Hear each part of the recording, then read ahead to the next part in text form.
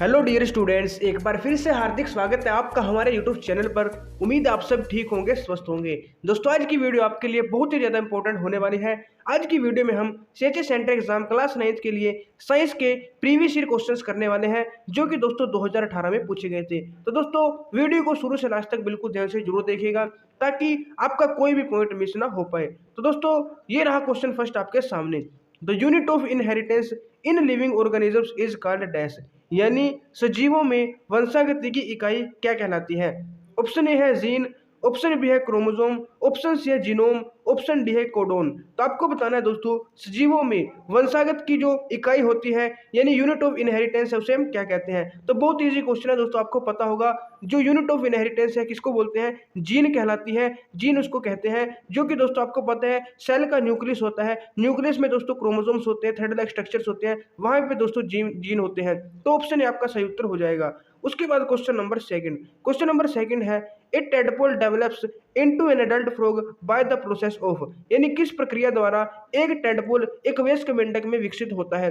तो दोस्तों, ये पहले भी हम कर चुके हैं क्वेश्चन, ये बहुत बार रिपीट हो चुका है, तो बहुत ही इंपॉर्टेंट क्वेश्चन है। दोस्तों, आपको पता है जो टेडपोल है वो एडल्ट से फ्रॉग, मतलब कि टेडपोल से क्या बनता है, एडल्ट फ्रॉग बनता है। इस प्रोसेस को हम क्या कहते हैं, मेटामॉर्फोसिस यानी कायांतरण कहते हैं। फर्टिलाइजेशन आपको पता है दोस्तों, जो मेल और फीमेल गैमेट आपस में फ्यूज होते हैं, सलाइन होता है उनका, तो उस प्रोसेस को हम फर्टिलाइजेशन कहते हैं। ठीक है ना। बडिंग दोस्तों एक एसेक्सुअल रिप्रोडक्शन का पार्ट है, ठीक है, टाइप है, जो कि हाइड्रा में होता है, भी आपको ध्यान में रखना है। और इससे रिलेटेड दोस्तों एक बात और आपको याद रखनी है मेटामॉर्फोसिस से रिलेटेड, कि जो टेडपोल है दोस्तों वो एक वयस्क मेंढक में बदलते हैं।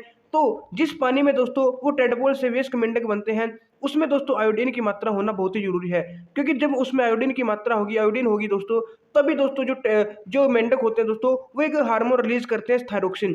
और थायरोक्सिन हार्मोन से ही दोस्तों इनके ग्रोथ होती है।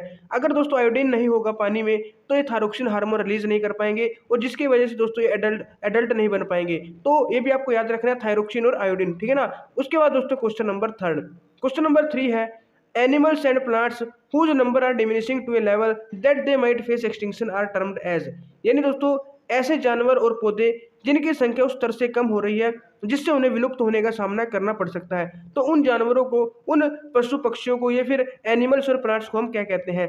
पहला दोस्तों एक्सोटिक स्पीसीज यानी विदेशी प्रजातियां, दूसरा है एंडेंजर्ड स्पीसीज यानी लुप्त प्राय प्रजातियां, इसको संकटापन्न प्रजातियां भी हम कहते हैं। तीसरा है दोस्तों एंडेमिक स्पीसीज यानी स्थानिक प्रजातियां।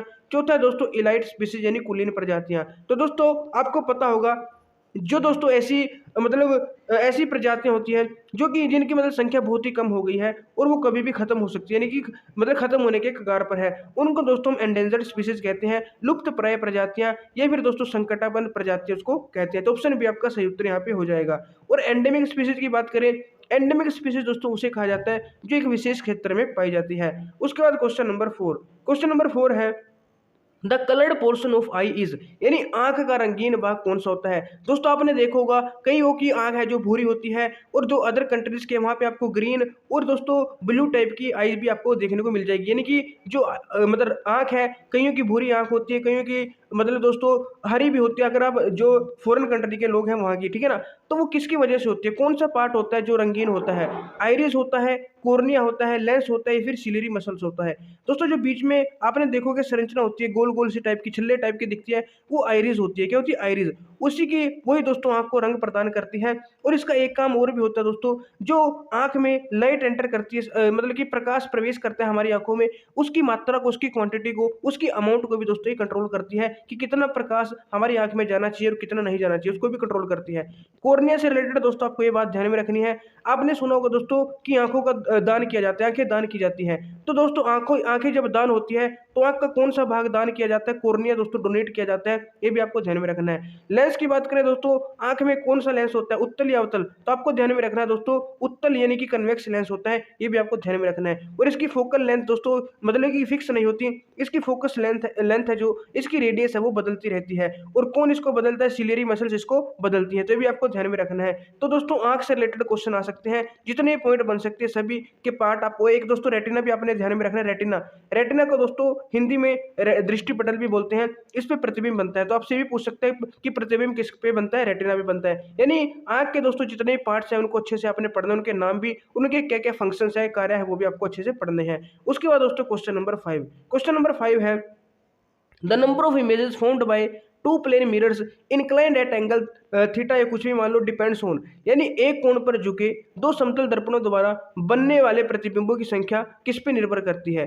दोस्तों दो प्लेन मिरर है जो कि किसी न किसी एंगल पे आपस में रखे हुए, इनके बीच में कोई एंगल है। तो जब यहाँ पे हम कोई वस्तु रखेंगे, कोई सिक्का रखा है, कुछ भी रखा, तो इसके अंदर दोस्तों हमें प्रतिबिंब दिखाई देंगे, इनकी जो इमेजेज है वो दिखेंगी। तो कितनी इमेजेस दिखेंगी किस पे डिपेंड करता है आपको बताना है। ऑप्शन ए है nature of material of the mirror, यानी दर्पण के पदार्थ की प्रकृति पर, यानी जो दर्पण है किस मटेरियल का बना है, किस पदार्थ का बना है उस पर निर्भर करेगा।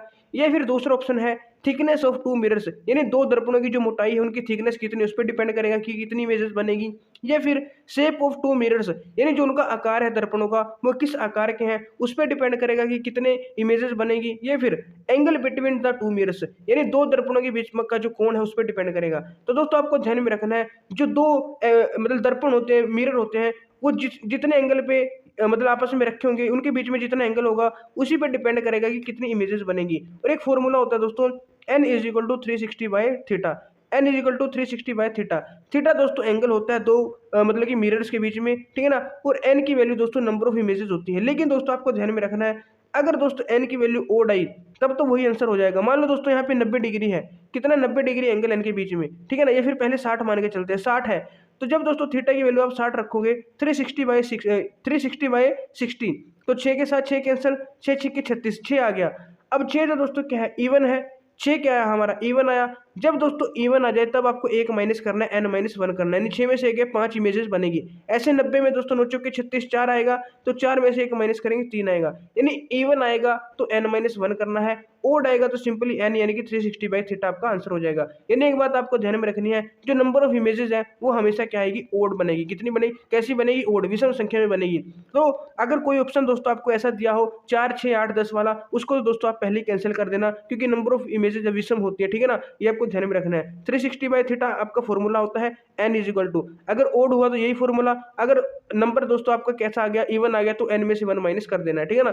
उसके बाद दोस्तों क्वेश्चन नंबर 6 है who are the primary consumers, प्राथमिक उपभोक्ता कौन होते हैं। तो प्राइमरी कंज्यूमर कौन होते हैं भी आपको पता होना चाहिए, प्लांट्स या फिर ओमनीवोरस या फिर कार्निवोरस या फिर हर्बीवोरस। दोस्तों सबसे पहला आता है प्राइमरी प्रोड्यूसर्स जो कि दोस्तों हमारे प्लांट्स हो गए। प्राइमरी प्रोड्यूसर के बाद आता है दोस्तों प्राइमरी कंज्यूमर्स, ठीक है ना। प्राइमरी कंज्यूमर्स दोस्तों हर्बीवोरस होते हैं यानी कि शाकाहारी होते हैं। और प्राइमरी कंज्यूमर के बाद दोस्तों क्या आता है सेकेंडरी कंज्यूमर्स आता है, जिसमें दोस्तों ओमनीवोरस आते हैं और कुछ कुछ कार्निवोरस भी आते हैं। फिर उसके बाद दोस्तों टर्सरी कंज्यूमर्स आते हैं। टर्सरी में दोस्तों जो टॉप के कार्निवोरस होते हैं, ठीक है ना, जैसे शेर हो गया या गिद्ध वगैरह हो गए वो आते हैं, ठीक है ना। तो यहाँ पे दोस्तों प्राइमरी कंज्यूमर पूछा था वो दोस्तों शाकाहारी यानी कि हर्बीवोरस हो जाएंगे। अगर प्राइमरी प्रोड्यूसर पूछता, प्रोड्यूसर में दोस्तों प्लांट्स हो जाएंगे, ठीक है ना। उसके बाद दोस्तों क्वेश्चन नंबर 7 है the fusion of the egg and the sperm is called, यानी शुक्राणु और अंडाणु का संलयन है जो, उसको हम क्या कहते हैं, जैगोट फॉर्मेशन युग्मनज का निर्माण, या फिर रिप्रोडक्शन यानी प्रजनन, ये फर्टिलाइजेशन निषेचन, ये मिक्सिंग यानी मिश्रण। दोस्तों जब मेल गैमेट और फीमेल गैमेट यानी कि मेल गैमेट स्पर्म होता है और फीमेल होता है एग, जब ये दोनों दोस्तों फ्यूज होते हैं, इनका संलयन होता है, तो इस प्रोसेस को हम क्या कहते हैं, फर्टिलाइजेशन कहते हैं। यानी ऑप्शन सी दोस्तों आपका सही उत्तर यहाँ पे हो जाएगा। उसके बाद क्वेश्चन नंबर 8 है which of the flowing cells have irregular shape, यानी किस कोशिका का आकार अनियमित होता है यानी नियमित नहीं होता।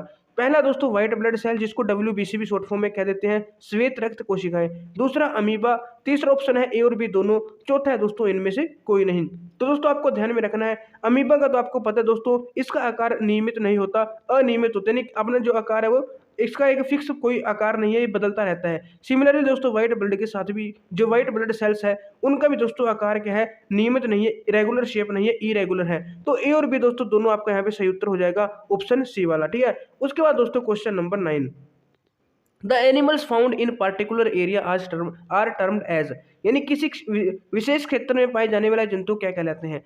दोस्तों जो किसी विशेष क्षेत्र में पाई जाने वाली स्पीशीज होती हैं उनको बोलते हैं हम एंडेमिक स्पीशीज, जो किसी विशेष क्षेत्र में पाई जाती है। लेकिन अगर बात करें कि एनिमल्स की, जो किसी विशेष क्षेत्र में पाए जाने वाले एनिमल्स हैं उनको दोस्तों हम फौना बोलते हैं, यानी कि प्राणी जात बोलते हैं। और एनिमल्स की जगह दोस्तों प्लांट्स होता है। क्या होता है, प्लांट्स, कि किसी विशेष क्षेत्र में पाए जाने वाले प्लांट्स, तो प्लांट्स को दोस्तों फ्लोरा हम बोलेंगे, वनस्पति जात। तो प्राणी दोस्तों क्या होते हैं, एनिमल होते हैं तो प्राणी जात, और प्लांट्स यानी वनस्पति तो वनस्पति जात इनको बोलेंगे। फ्लोरा और फौना आपको ध्यान में रखना है। उसके बाद दोस्तों तो इसका होगा दोस्तों ऑप्शन बी वाला राइट। उसके बाद क्वेश्चन नंबर 10 है किण्वन की खोज किसने की? Who discovered fermentation? तो फर्मेंटेशन की खोज किसने की आपको बताना है। Edward Jenner, Alexander Fleming, Louis Pasteur या फिर सैलमन वॉक्समैन। दोस्तों किण्वन की खोज बहुत इंपॉर्टेंट है दोस्तों, 4 नाम आपको याद रखने हैं।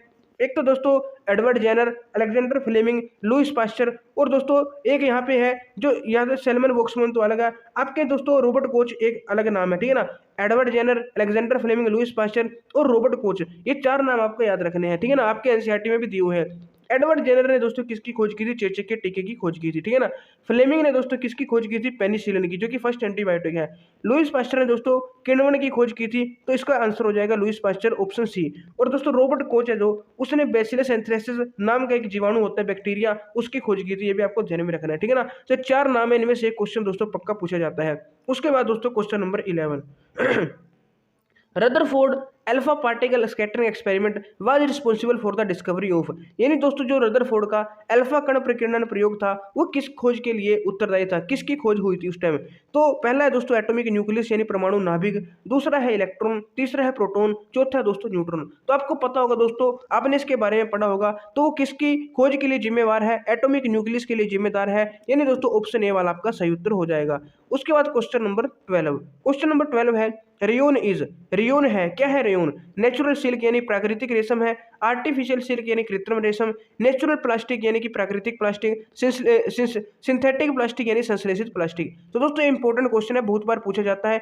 रेयोन को कृत्रिम रेशम यानी आर्टिफिशियल सिल्क के नाम से भी जाना जाता है, ऑप्शन भी आपका सही उत्तर हो जाएगा।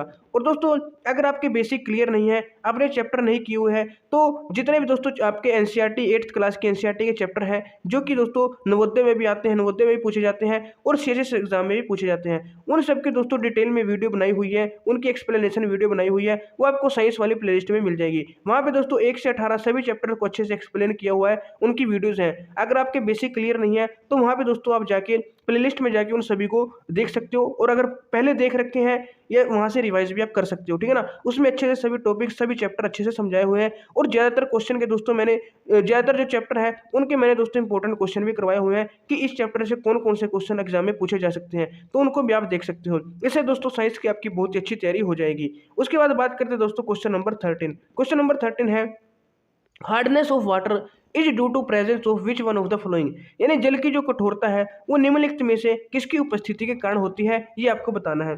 पहला ऑप्शन है दोस्तों सोडियम क्लोराइड, दूसरा है सोडियम कार्बोनेट, तीसरा है कैल्शियम क्लोराइड, चौथा है दोस्तों कैल्शियम कार्बोनेट। दोस्तों अगर आपसे पूछे कि किसकी प्रेजेंस से वाटर है जो हार्ड होता है, तो दोस्तों कैल्शियम और मैग्नीशियम के जो आयंस हैं, कैल्शियम और मैग्नीशियम के आयंस हैं, या फिर आयंस की जगह दोस्तों कैल्शियम और मैग्नीशियम के साल्ट भी आपको याद रखना है, ठीक है ना। कैल्शियम और मैग्नीशियम के आयन, ये कैल्शियम और मैग्नीशियम के साल्ट है, इसकी वजह से जो वाटर है हार्ड होता है। अब दोस्तों कैल्शियम वाले यहाँ पे 2 ऑप्शन है, अब इनमें से आपको बताना है कि कौन सा सही होगा। दोस्तों या तो कैल्शियम कार्बोनेट आए, मैग्नीशियम कार्बोनेट आए, या कैल्शियम बाइकार्बोनेट भी चल जाएगा। तो कैल्शियम कार्बोनेट दोस्तों आपका आंसर हो जाएगा यहाँ पे। कैल्शियम कार्बोनेट की प्रेजेंस से जो वाटर है वो हार्ड होता है, कठोर होता है, तो ऑप्शन डी दोस्तों आपका यहाँ पे राइट आंसर हो जाएगा। उसके बाद क्वेश्चन नंबर 14, क्वेश्चन नंबर 14 है correct formula of soap is, साबुन का सही सूत्र क्या है आपको बताना है। दोस्तों अगर जनरल की बात करें, जनरल फॉर्मूला क्या होता है साबुन का? RCO नेगेटिव Na+, ठीक है ना, Na+ पॉजिटिव, तो ये दोस्तों इसका फॉर्मूला होता है। R दोस्तों एल्काइल ग्रुप है, अगर आपने दोस्तों कार्बन एटम वाला चैप्टर पढ़ा तब आपको पता होगा एल्काइल ग्रुप होता है दोस्तों R, ठीक है ना। R हमारा एल्काइल ग्रुप होता है, जिसका जनरल फॉर्मूला क्या होता है? CnH2n+1, H2n+1। अब दोस्तों जो R है इसमें कितने कार्बन एटम होते हैं? 12 से लेके 18 तक कार्बन एटम हो सकते हैं, ठीक है ना, 12 से लेके 18 तक। अब बात करें दोस्तों फॉर्मूला क्या बनेगा, पहली बात तो आपको पता चल गया R आएगा, और दोस्तों COO- वाला और Na+ आएगा। तो पहला हो सकता है, दूसरा नहीं हो सकता, तीसरा नहीं हो सकता, चौथा हो सकता है, क्योंकि पहले में CONA आया है, इसमें नहीं आया, तीसरे में भी नहीं आया, चौथे में भी CONA आया। इन दोनों में से कोई एक दोस्तों आपका आंसर होगा। और दोस्तों मैंने आपको बताया कार्बन एटम कितने होने चाहिए? 12 से 18 होने चाहिए, कितने? 12 से 18। अब पहले वाले में दोस्तों एक ही कार्बन एटम है, तो पहला भी नहीं होगा। दूसरे वाले डी वाले में दोस्तों 17 कार्बन एटम है, कितने? 17, तो ये वाला दोस्तों आपका राइट आंसर हो जाएगा। तो तरीका था दोस्तों कैसे आपको पता लगा सकते हैं, अगर आपको थोड़ी बहुत भी नॉलेज है। अब दोस्तों मैं आपको इसका नाम बताता हूँ। जो C17H35 है और COONA है, इसका नाम होता है दोस्तों सोडियम स्टीरेट, सोडियम स्टीरेट जो कि सोप है, ठीक है ना। साबुन का दोस्तों केमिकल फॉर्मूला है सोडियम स्टीयरेट, ठीक है ना, तो ये भी आपको ध्यान में रखना है। एक दोस्तों होता है C15 वाला, जिसमें 15 कार्बन एटम होते हैं। C15 और 15 दूनी 30 और 1 31 बनेगा, H31 आ जाएगा। और COONA एक ये होता है दोस्तों, इसका नाम होता है सोडियम पाल्मिटेट, सोडियम पाल्मिटेट, ठीक है ना, इसका पाल्मिटेट नाम है। और इस वाले का दोस्तों सोडियम स्टीयरेट है। तो डी वाला आपका यहाँ पे सही उत्तर हो जाएगा। उसके बाद दोस्तों क्वेश्चन नंबर 15, क्वेश्चन नंबर 15 है निम्नलिखित में से कौन सा तांबे का एक महत्वपूर्ण अयस्क है, यानी which of the following is an important ore of copper. तो दोस्तों यहाँ पे ऑप्शन 1 है मेलाचाइट, ये मेलाकाइट बोल दो, दूसरा है कैलामीन, ये कैलामाइन बोल दो, तीसरा है गैलेना, चौथा है दोस्तों डोलोमाइट। तो आपको बताना है कि कॉपर का कौन सा दोस्तों महत्वपूर्ण अयस्क है और है। इसके दोस्तों मैंने जितने भी महत्वपूर्ण इंपॉर्टेंट दोस्तों और है मेटल्स के, इसके दोस्तों मैंने एक पिक भेजी थी ग्रुप में, टेलीग्राम ग्रुप में। आपको दोस्तों उससे सभी जो इंपॉर्टेंट जो मेटल के और है वो अच्छे से याद कर लेने हैं, इससे दोस्तों क्वेश्चन पक्का आने की संभावना है। तो बात करें दोस्तों जो कॉपर है उसका कौन कौन से यहाँ पे और है। दोस्तों जो कॉपर है आपको ध्यान में रखना है, जो मेलाकाइट है वो कॉपर का क्या है दोस्तों एक और है, यानी कि अयस्क है। तो ऑप्शन ए आपका यहाँ पे राइट आंसर हो जाएगा। उसके बाद दोस्तों बात करें कैलामीन की, कैलामीन दोस्तों जिंक का और होता है, तो ये जिंक का हो जाएगा। गैलेना दोस्तों ये लेड का होता है, किसका, लेड का, जिसको दोस्तों हम सीसा भी बोलते हैं हिंदी में, लेड इसका सिंबल होता है Pb। डोलोमाइट है दोस्तों ये किसका, मैग्नीशियम का दोस्तों क्या होता है और होता है, किसका, मैग्नीशियम का। और एक मैग्नेसाइट भी होता है दोस्तों मैग्नीशियम का, ठीक है ना, मैग्नेसाइट, ठीक है ना, ये भी आपको ध्यान में रखना है। और मैग्नेटाइट आयरन का होता है, मैग्नेसाइट मैग्नीशियम का होता है, ठीक है ना, ये दो अलग अलग है। तो ये जितने भी और है दोस्तों इंपॉर्टेंट आपको याद करने हैं। इसका सही उत्तर हो जाएगा मेलाकाइट, जो कि कॉपर का यानी कि तांबे का एक अयस्क है। उसके बाद दोस्तों क्वेश्चन नंबर 16, क्वेश्चन नंबर 16 है which of the following planets has least period of revolution around the sun, यानी दोस्तों निम्नलिखित में से किस ग्रह की सूर्य के चारों ओर सबसे कम परिक्रमण अवधि है, यानी कौन सा ग्रह है सूर्य के चारों ओर सबसे कम समय में चक्कर पूरा कर लेता है। पहला ऑप्शन है दोस्तों बुध, दूसरा है पृथ्वी, तीसरा है यहाँ पे बृहस्पति यानी जुपिटर, चौथा दोस्तों सैटर्न यानी कि शनि। दोस्तों आपको पता है जो मैंने ट्रिक बताई हुई है इसकी ऑर्डर की याद करने की, ठीक है ना, तो वो भी आपको ध्यान में रखनी है। अब सबसे पहले दोस्तों जो सूर्य के पास आता है मरकरी आता है, क्या आता है, मरकरी आता है। और दोस्तों जो मरकरी है सबसे पास भी है, और दूसरा इसको ना दूरी भी बहुत कम तय करनी पड़ती है, यानी कि बहुत ही छोटा है इसका रास्ता है। और तीसरी बात क्या दोस्तों ये बहुत तेज भी चलता है, क्या चलता है, तेज भी चलता है। तो इस वजह से ये दोस्तों एक जो पूरा रिवोल्यूशन करता है, इसमें इसको सिर्फ कितने दिन लगते हैं, 88 डेज लगते हैं। और इसी को दोस्तों सबसे कम समय लगता है, ठीक है ना। पृथ्वी का दोस्तों 365 दिन लगते हैं, आपको पता है। तो बुध दोस्तों आपका यहाँ पे राइट आंसर हो जाएगा। सबसे बड़ा ग्रह होता है दोस्तों बृहस्पति, और पृथ्वी के ऊपर जल भी पाया जाता है, जीवन भी पाया जाता है, तो इसलिए दोस्तों ये इंपॉर्टेंट हो जाती है। शनि दोस्तों इसकी डेंसिटी सबसे कम है, इसको ये पानी में तैर सकता है, पानी से भी कम इसकी डेंसिटी यानी कि घनत्व है। और दोस्तों इसके चारों तरफ छल्ले पाई जाती है, इसलिए फेमस है, ठीक है ना, तो ये भी आपको ध्यान में रखना है। उसके बाद दोस्तों क्वेश्चन नंबर 17, क्वेश्चन नंबर 17 है in the figure shown angle of reflection is, यानी चित्र में जो आपको यहाँ पे चित्र दिखाया है इसमें प्रतिबिंब का कोण आपको बताना है, एंगल ऑफ रिफ्लेक्शन बताना है। ये दोस्तों इंसिडेंट रे है, ठीक है ना, आपतित किरण है, और ये दोस्तों परावर्तित किरण है, रिफ्लेक्टेड रे है, ठीक है ना, ये दोस्तों अभिलंब है। तो इन दोनों के बीच में जो एंगल होता है वो angle I, angle of incidence, और इसके बीच में दोस्तों एंगल आर होता है, एंगल ऑफ रिफ्लेक्शन जिसको बोलते हैं, ठीक है ना, परावर्तन कोण बोलते हैं। अब दोस्तों आपको बताना है परावर्तन कोण किसके इक्वल होगा। दोस्तों आपको पता है जो आपतन कोण है और परावर्तन कोण दोनों बराबर होते हैं, ठीक है ना। अब दोस्तों अगर आप यहाँ पे देखो ये 90 डिग्री बनेगा, थोड़ा हम यहाँ पे मिटा देता हूँ, ये जो पूरा है दोस्तों 90 डिग्री बनेगा। इस 90 में से ये तो 40 है, तो सीधी बात है दोस्तों ये कितना होगा, 50 होगा, क्योंकि 40 और 50 है 90। अगर ये वाला 50 है तो दोस्तों ये भी 50 होगा, क्यों, क्योंकि अभी आपको बताया एंगल आई किसके इक्वल होता है, एंगल आर के। ये वाला आई है, ये वाला आर है, तो एंगल आई और एंगल आर इक्वल होंगे। आई 50 डिग्री है तो मतलब आर भी 50 डिग्री होगा। और ये आपसे पूछा था एंगल ऑफ रिफ्लेक्शन कितना है, तो 50 डिग्री दोस्तों आपका राइट आंसर हो जाएगा। तो दोस्तों एंगल ऑफ रिफ्लेक्शन से भी क्वेश्चन पूछा जा रहा है लगभग हर साल, तो भी दोस्तों इंपॉर्टेंट है, इसे अच्छे से कर लेना। उसके बाद दोस्तों question number 18, brake pads in the system of automobile are use to, यानी ऑटोमोबाइल की प्रणाली में जो ब्रेक पैड का यूज किया जाता है वो किस लिए किया जाता है, reduce friction, to reduce friction यानी घर्षण को घटाने हेतु, टू इंक्रीज फ्रिक्शन घर्षण को बढ़ाने हेतु, या फिर keep friction unchanged on applying brakes, यानी ब्रेक लगाने पर जो घर्षण है वो अपरिवर्तित रखने के लिए, यानी चेंज नहीं करने के लिए। Increase the motion of rim of the wheel, यानी पहिए का जो रिम है उनकी गति को, उनका जो मोशन है उसको बढ़ाने के लिए। तो दोस्तों आपको पता है फ्रिक्शन चैप्टर से ये क्वेश्चन है, जो ब्रेक पैड्स का यूज किया जाता है वो किसके लिए किया जाता है, फ्रिक्शन को इंक्रीज करने के लिए, फ्रिक्शन को बढ़ाने के लिए किया जाता है। ऑप्शन भी आपका सही उत्तर यहाँ पे हो जाएगा। इसके अलावा दोस्तों आपको ध्यान में रखना है कि जो कैरम बोर्ड है उसके ऊपर पाउडर छिड़का जाता है फ्रिक्शन को कम करने के लिए। टायरों के नीचे जो खांचेदार टायर बनाए जाते हैं, तली लगाई जाती है, वो किस लिए बनाई जाती है? फ्रिक्शन को बढ़ाने के लिए। तो जितनी भी दोस्तों इसकी एप्लीकेशन है, फ्रिक्शन को बढ़ाने की कौन सी एप्लीकेशन है और घटाने की कौन सी है, इसको अच्छे से कर लेना दोस्तों, क्वेश्चन पूछा जाता है, बहुत ही इंपॉर्टेंट है, ठीक है ना। वीडियो दोस्तों आपको प्लेलिस्ट में सभी मिल जाएगी साइंस की, उसमें अच्छे से करवाया हुआ है, तो आप उन्हें एक बार जरूर देखिएगा, उससे आपको बहुत ज्यादा हेल्प मिलेगी। उसके बाद दोस्तों क्वेश्चन नंबर 19, इन फ्लूट विच वाइब्रेटिंग पार्ट प्रोड्यूसेस साउंड, यानी बांसुरी में कौन सा कंपन करने वाला भाग ध्वनि उत्पन्न करता है? तो बांसुरी में कौन सा भाग दोस्तों ध्वनि उत्पन्न करता है? पहला स्ट्रेच्ड स्ट्रिंग यानी तनी हुई डोरी, स्ट्रेच्ड मेम्ब्रेन तनी हुई झिल्ली, एयर कोल्म यानी वायु स्तंभ, या होल्स ऑफ द फ्लूट बांसुरी के छेद। दोस्तों तनी हुई डोरी, जो डोरी है वो किस में होती है? जैसे वीणा हो गई, है ना, या फिर वीणा होगी दोस्तों, या फिर दोस्तों जो हमारा गिटार होता है उसमें तनी हुई डोरी होती है। और झिल्ली किस में होती है? जो ड्रम हो गया, ये तबला हो गया, उसमें मेम्ब्रेन होती है। एयर कोलम दोस्तों क्या है? जो फ्लूट है, फ्लूट में कौन सा भाग ध्वनि उत्पन्न करता है कंपन की वजह से? वो हो जाएगा दोस्तों वायु स्तंभ यानी कि एयर कोलम। तो ऑप्शन सी आपका यहाँ पे सही उत्तर हो जाएगा। उसके बाद दोस्तों क्वेश्चन नंबर 20, क्वेश्चन नंबर 20 है दोस्तों, an object of 5 kilogram mass is placed on a cylindrical stand having circular cross section. The radius of base of the stand is 4 cm. If the same object is placed on cylindrical stand with radius of base of stand 2 cm, the pressure becomes, यानी दोस्तों एक 5 kilometre द्रव्यमान की वस्तु को गोलाकार अनुप्रस्थ काट वाले बेलनाकार स्टैंड पर रखा गया है। स्टैंड की आधार की त्रिज्या दोस्तों 4 सेंटीमीटर है, यानी दोस्तों एक स्टैंड है, इसकी त्रिज्या कितनी? 4 सेंटीमीटर है। तो इसके ऊपर कोई चीज यहाँ पे रखी गई है, ठीक है ना। तो इसने कहा है कि अगर हम त्रिज्या 2 सेंटीमीटर कर दे और ऊपर जो चीज रखा है उतना ही रखा रखें, तो प्रेशर क्या होगा? कम होगा या ज्यादा होगा? अगर दोस्तों आप ऐसे सोचो, देखो यहाँ पे एरिया कम हो गया, तो एक बात तो आपको यहाँ पे क्लियर हो रही होगी कि जो प्रेशर है वो ज्यादा होगा, क्योंकि प्रेशर का फॉर्मूला होता है फोर्स अपॉन एरिया। अगर एरिया कम हो जाता है तो प्रेशर बढ़ जाता है, क्योंकि इनडायरेक्टली प्रोपोर्शनल होता है, ठीक है ना। तो यहाँ पे एक बात तो आपको क्लियर होगी कि प्रेशर बढ़ेगा। इसने यही पूछा कि प्रेशर क्या होगा, यानी मास तो सेम है 5 किलोग्राम, एरिया बढ़ा दिया, पहले 4 रेडियस क्या कर दी? कम कर दी, पहले 4 सेंटीमीटर थी, अब कितनी कर दी? 2 सेंटीमीटर। तो रेडियस कम करने से प्रेशर, एरिया कम करने से प्रेशर ज्यादा, तो ज्यादा होगा, यानी कम तो नहीं होगा। पहला ऑप्शन कट, दूसरा कट, क्योंकि इसमें तो 1/4 लिखा है, दूसरे में आधा। या तो दोस्तों दुगना होगा या 4 गुना होगा, इन दोनों में से कोई एक होगा, या तो 2 गुना या फिर 4 गुना।